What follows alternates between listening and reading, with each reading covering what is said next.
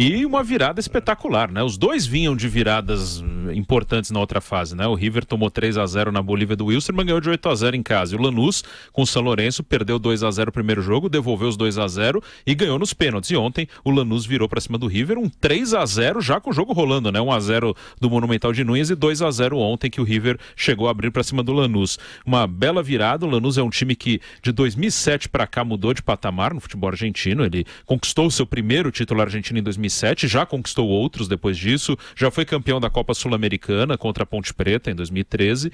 Então, mas tem que informar. Ganhou a Conmebol Preta. Também, né? Conmebol lá atrás, né? Em 96, se eu não me engano, eles ganharam uma Copa Conmebol e agora estão na final da Libertadores pela primeira vez e entram com condição de ganhar. O Grêmio confirmando a vaga na final, eu acho que vai confirmar.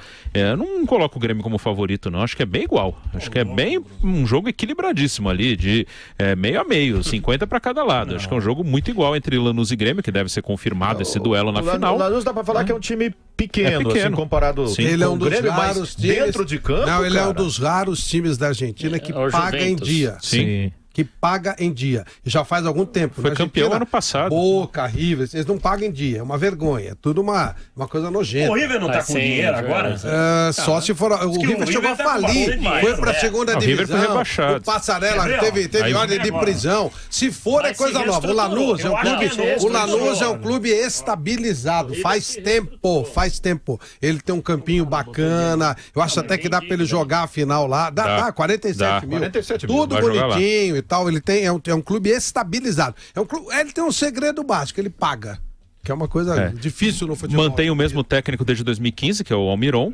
O Galhardo está no River desde 14. Que se passasse pelo River, aí que ele achava que o Grêmio não era grande coisa. Mas e outros detalhes. Primeiro, muita gente falou ontem que o Lanús ele só chegou aí porque a Chapecoense escalou um jogador suspenso. Não é verdade. É uma informação errada. O Lanús ganhou os pontos daquele jogo. A Chapecoense ganhou o jogo do Lanús e naquele jogo a Chapecoense escalou um jogador que estava suspenso. O Lanús ganhou os pontos do jogo. Mas o Lanús se classificou mesmo sem esses pontos. Quem se classificou no lugar da Chapecoense foi o Nacional do Uruguai, não foi o Lanús. O Lanús foi o primeiro do grupo, o Nacional foi o segundo.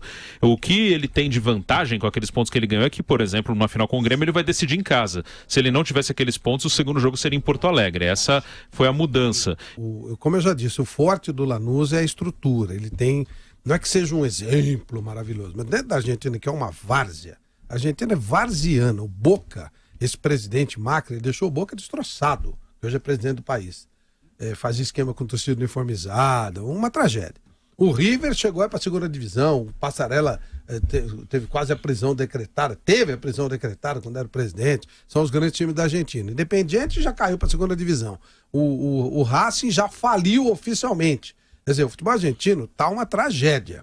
E o Lanús, ele criou um conceitozinho de futebol, paga direitinho, foi montando um time, foi se colocando, trazendo respeitabilidade, e nos últimos anos ele passou a ser um time diferente lá na Argentina. Ele é um oásisinho, sabe aquele que todo jogador quer jogar? Sabe que recebe tudo direitinho, e vem com chance, Nas 11 vezes que o futebol argentino decidiu Libertadores em casa, quer dizer, jogou a última partida em casa, ele ganhou 9.